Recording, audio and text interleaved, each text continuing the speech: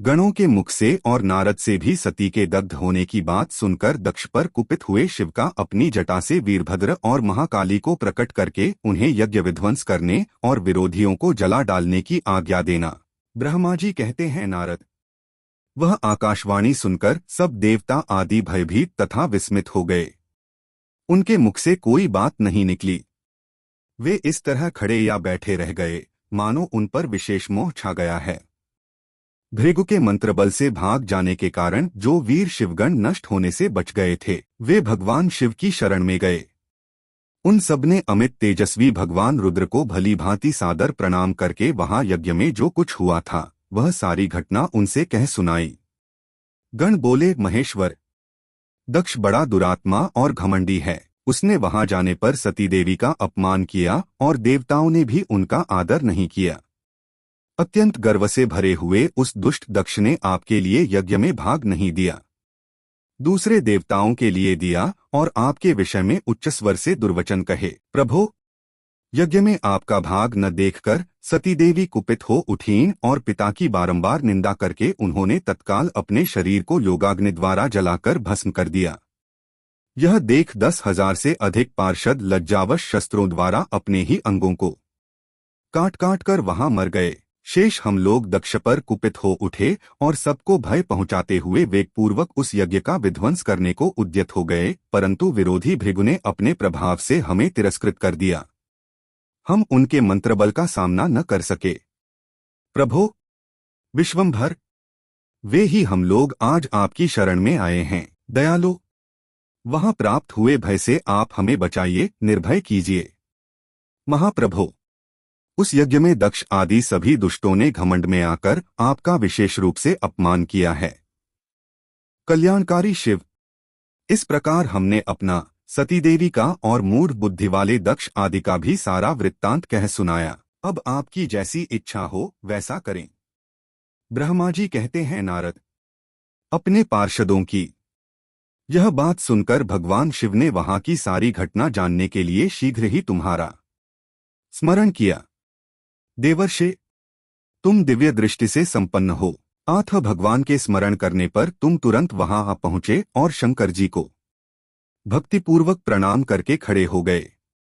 स्वामी शिव ने तुम्हारी प्रशंसा करके तुमसे दक्षयज्ञ में गई हुई सती का समाचार तथा दूसरी घटनाओं को पूछा। तात शंभु के पूछने पर शिव में मन लगाए रखने वाले तुमने शीघ्र ही वह सारा वृत्तांत कह सुनाया जो दक्षयज्ञ में घटित हुआ था। मुने, तुम्हारे मुख से निकली हुई बात सुनकर उस समय महमन रौद्र पराक्रम से संपन्न सर्वेश्वर रुद्र ने तुरंत ही बड़ा भारी क्रोध प्रकट किया। लोक संहारकारी रुद्र ने अपने सिर से एक जटा उखाड़ी और उसे रोषपूर्वक उस पर्वत के ऊपर दे मारा। मुने, भगवान शंकर के पटकने से उस जटा के 2 टुकड़े हो गए और महाप्रलय के समान भयंकर शब्द प्रकट हुआ।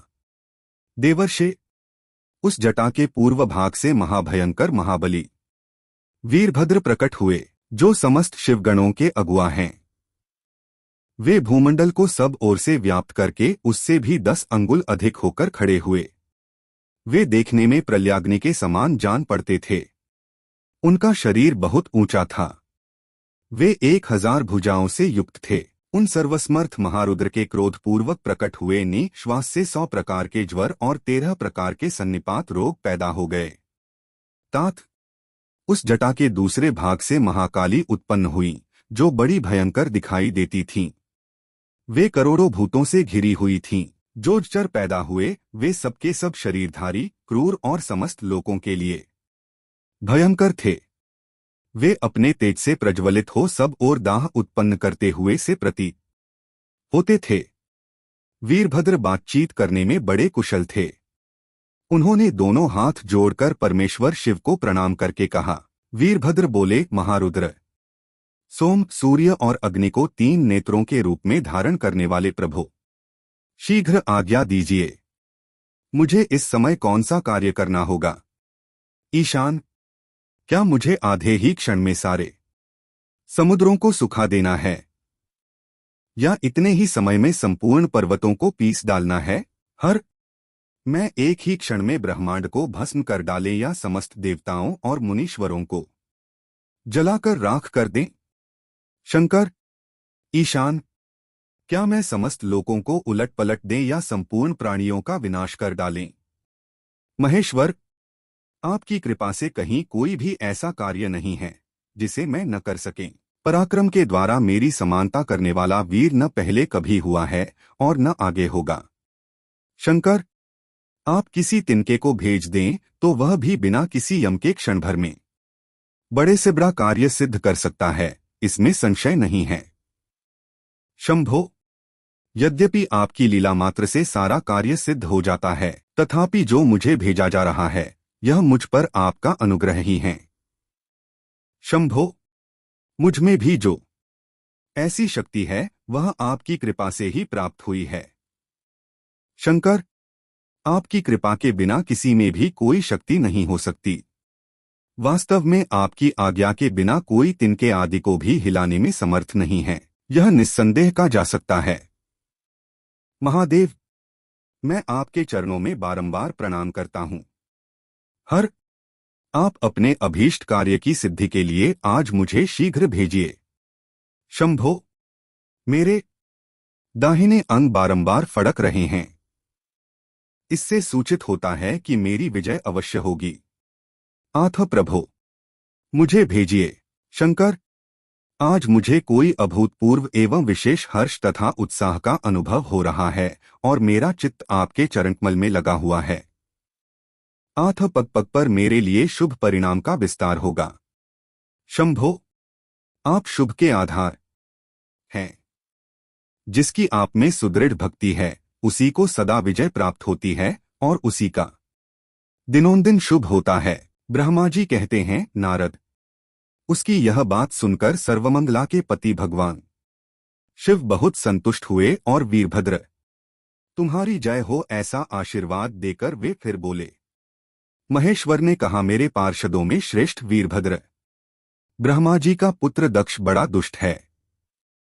उस मूर्ख को बड़ा घमंड हो गया है। आथ इन दिनों वह विशेष रूप से मेरा विरोध करने लगा है। दक्ष इस समय एक यज्ञ करने के लिए उद्यत है। तुम याग परिवार सहित उस यज्ञ को भस्म करके फिर शीघ्र मेरे स्थान पर लौट आओ। यदि देवता, गंधर्व, यक्ष अथवा अन्य कोई तुम्हारा सामना करने के लिए उद्यत हो तो उन्हें भी आज ही शीघ्र और सहसा भस्म कर डालना। दधीचि की दिलाई हुई मेरी शपथ का उल्लंघन करके जो देवता आदि वहां ठहरे हुए हैं उन्हें तुम निश्चय ही प्रयत्न पूर्वक जलाकर भस्म कर देना।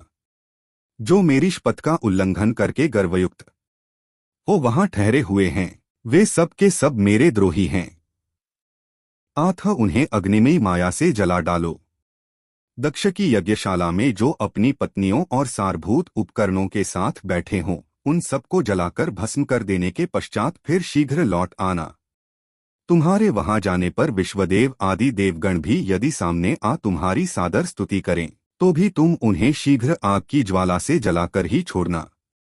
वीर, वह दक्ष आदि सब लोगों को पत्नी और बंधु बांधवों सहित जलाकर कलशों में रखे हुए जल को लीलापूर्वक पी जाना। ब्रह्मा जी कहते हैं, नारद, जो वैदिक मर्यादा के पालक, काल के भी शत्रु तथा सबके ईश्वर हैं, वे भगवान रुद्र रोष से लाल आंखें किए महावीर वीरभद्र से ऐसा कहकर चुप हो गए।